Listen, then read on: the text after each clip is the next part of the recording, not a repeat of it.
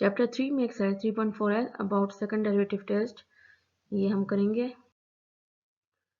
ये test of concavity है कि अगर सेकंड डेरिवेटिव एग्जिस्ट करता हो और वो किसी इंटरवल पे कनकेव अपवर्ड होगा, अगर सेकंड डेरिवेटिव ग्रेटर देन 0 हो तो इस तरीके से कनकेव अपवर्ड होगा, और अगर सेकंड डेरिवेटिव लेस देन 0 हो तो इस तरह कनकेव डाउनवर्ड होगा।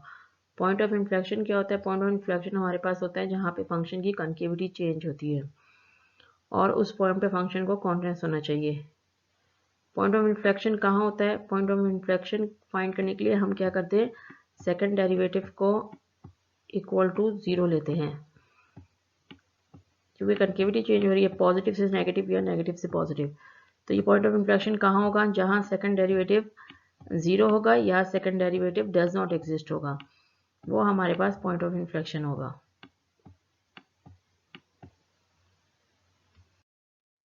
अब है हमारे पास second derivative test. Second derivative test आपको क्या बताता है? मैक्सिमा और मिनिमा, लोकल एक्सट्रीमा बताता है। ठीक है, लोकल एक्सट्रीमा में लोकल मैक्सिमा और लोकल मिनिमा आता है। मिनिमम मैक्सिमम ये सिंगुलर टर्म है। Suppose that f is differentiable on an open interval containing c and that f prime c is equal to 0। f prime c is equal to 0 जो है ये आपको पता होगा कि ये क्रिटिकल नंबर के लिए होता है। क्रिटिकल नंबर की डेफिनेशन होती है, ये वो पॉइंट है जहाँ पे लोकल एक्सट्रीमा होता है, और इसको फाइंड कैसे करते हैं? फर्स्ट डेरिवेटिव को 0 पुट करते हैं या फर्स्ट डेरिवेटिव को जहाँ पे ये डज नॉट एग्जिस्ट होता है। तो सेकंड डेरिवेटिव टेस्ट सिर्फ उन क्रिटिकल नंबर्स पे अप्लाई होता है जहाँ पे फर्स्ट डेरिवेटिव 0 होता हो। तो फिर क्या करते हैं सेकंड डेरिवेटिव टेस्ट में? क्या करते हैं, उस क्रिटिकल नंबर पे सेकंड डेरिवेटिव अप्लाई करते हैं। तो अगर सेकंड डेरिवेटिव लेस देन 0 है तो क्या हम कहते हैं? कनकेव डाउन है। तो ये पॉइंट जो है ये लोकल मैक्सिमम होगा। ठीक है, और अगर सेकंड डेरिवेटिव उस पॉइंट पे ग्रेटर देन 0 है तो कनकेव अपवर्ड होगा।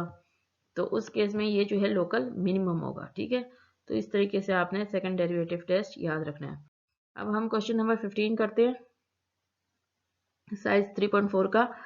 Find the local extreme of f of x is equal to 8x power 1/3 plus x power 4/3 using the second derivative test whenever possible।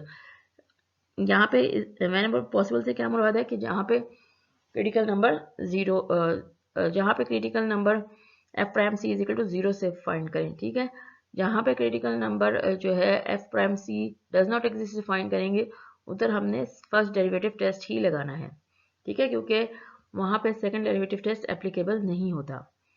Find the intervals on which the graph of f is concave upward और concave downward and find the x coordinate of the point of inflection. Sketch the graph of f। तो concavity के बारे में बताना है कि कहाँ पे इंटरवल कनकेव अप है, कहाँ कनकेव डाउनवर्ड है, और obviously point of inflection find करना है और इसका ग्राफ ड्रॉ करना है। तो सबसे पहले हमारे पास ये फंक्शन है, क्यूब रूट है। यहाँ पे भी क्यूब रूट है तो इसकी तमाम रियल नंबर्स का क्यूब रूट लिया जा सकता है, इसलिए इस फंक्शन की डोमेन r यानी कि -∞ टू इन्फिनिटी है।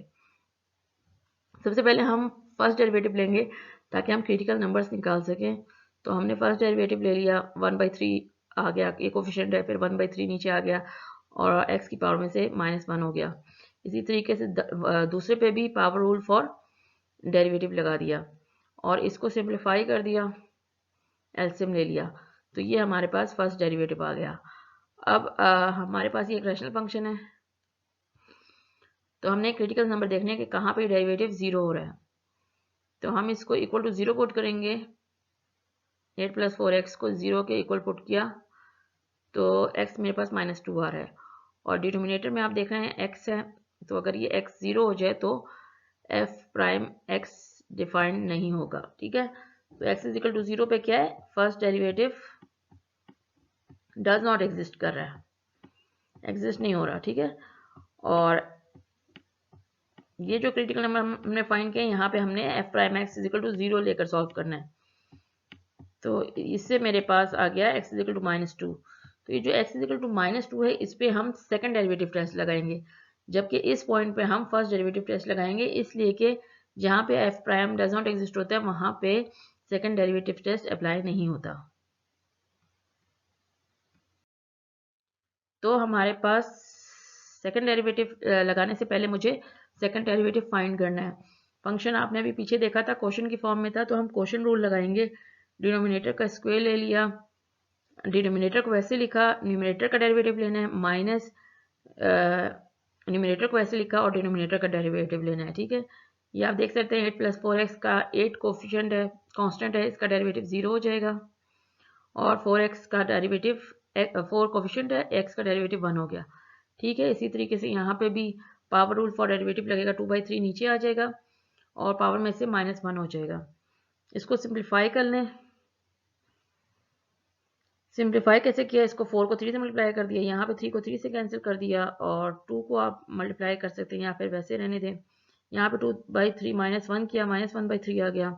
यहाँ पे इसका स्क्वायर ले लिया तो 9x 4/3 हो गया। ठीक है, डिनोमिनेटर को साइड पे कर लें, न्यूमिनेटर को पहले सॉल्व कर लें। ये x 1/3 को नीचे ले जाए, -1 और 2 को 2x 1/3 x -1/3 से दोनों को मल्टीप्लाई कर दिया, फिर एलसीएम ले लिया और सिंप्लीफाई कर लिया। ठीक है, अब ये हमारे पास सेकंड डेरिवेटिव है। अब हम इसमें जो क्रिटिकल नंबर है, जो जहाँ पे फर्स्ट डेरिवेटिव 0 हो रहा था, वो पुट करेंगे। तो फर्स्ट डेरिवेटिव हमारे पास x = -2 पे 0 हो रहा था, तो ये हमने सेकंड डेरिवेटिव में पुट किया और ये मेरे पास >0 आ गया। तो ये >0 आ रहा है, इसका क्या मतलब है, कनकेव। अब कनकेव आपका क्या मतलब है, यहाँ पे लोकल मिनिमम है। ठीक है, तो लोकल मिनिमम होगा f(-2) पे। अब -2 को फंक्शन में पुट करें, जो गिवन फंक्शन था क्वेश्चन, उसमें पुट किया तो मेरे पास अप्रॉक्सीमेट -7.6 आ गया। ठीक है, तो लोकल मिनिमम x = -2 पे है और उसकी वैल्यू क्या है लोकल मिनिमम की, f(-2), जो कि -7.6 है। अब जो दूसरा क्रिटिकल नंबर था, जहाँ पे फंक्शन फर्स्ट डेरिवेटिव एग्जिस्ट नहीं कर रहा था, वहाँ पे सेकंड डेरिवेटिव अप्लाई नहीं हो सकता, तो हम उस पर फर्स्ट डेरिवेटिव टेस्ट अप्लाई करेंगे। तो हमारे पास वो वैल्यू क्या थी, 0 था, x = 0। ठीक है, तो एक हम नंबर ले लेते हैं x = 0 से लेस और एक नंबर ले लेते हैं x = 0 से ग्रेटर। थोड़ा सा ख्याल रखना है आपने कि -2 भी है यहाँ पे, तो -2 और 0 के दरमियान आपने कोई नंबर लेना है। ठीक है, तो हम एक नंबर ले लेते हैं 0 और -2 के दरमियान, जो है -2 और 0 के दरमियान -1 ले लेते हैं। तो यहाँ पे जब क्योंकि फर्स्ट डेरिवेटिव टेस्ट अप्लाई करें तो फर्स्ट डेरिवेटिव में पुट करेंगे, तो ये >0 आ रहा है। ठीक है, फिर एक नंबर हम ले लेते हैं 0 से इन्फिनिटी तक इंटरवल में, तो हमने 1 ले लिया, तो वो भी >0 आ रहा है। यहाँ पे भी फंक्शन इंक्रीज कर रहा है, यहाँ पे भी फंक्शन इंक्रीज कर रहा है। तो इसका मतलब क्या हुआ, इसका मतलब हुआ x = 0 पे कोई भी लोकल एक्सट्रीमम नहीं है, क्योंकि चेंज कोई नहीं आ रहा, दोनों पॉजिटिव है।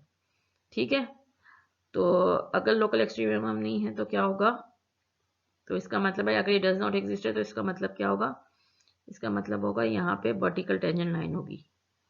जब हम ग्राफ बनाएंगे तो इसको एक्सप्लेन करेंगे। अब हमने लोकल एक्सट्रीमम फाइंड कर लिया, दोनों क्रिटिकल नंबर देख लिए। अब हम पॉइंट ऑफ इन्फ्लेक्शन निकालते हैं। पॉइंट ऑफ इन्फ्लेक्शन क्या होता है, जहाँ पर डबल डेरिवेटिव 0 होता है या डज नॉट एग्जिस्ट होता है। अब डबल डेरिवेटिव लेंगे, वो 0 कहाँ पे हो रहा है, ऊपर 4x - 16 था, तो 4x - 16 = 0 को सॉल्व करेंगे तो x = 4 आ गया, और नीचे डिनोमिनेटर में x की पावर 5/3 थी, तो ये डज नॉट एग्जिस्ट कब होगा, जब x = 0 हो जाएगा। ठीक है, तो मेरे पास पॉइंट ऑफ इन्फ्लेक्शन 4 और 0 आ गए। इसको हम जो फंक्शन की डोमेन है उसको हम इन दो पॉइंट ऑफ इन्फ्लेक्शन, जो एक्स कोऑर्डिनेट आए हैं पॉइंट ऑफ इन्फ्लेक्शन के, इससे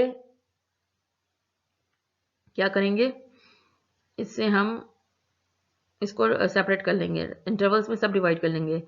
तो इसमें सबसे छोटा 0 है, तो -∞ से 0, फिर 0 से 4 और फिर 4 से इन्फिनिटी, ये इंटरवल्स बन गए।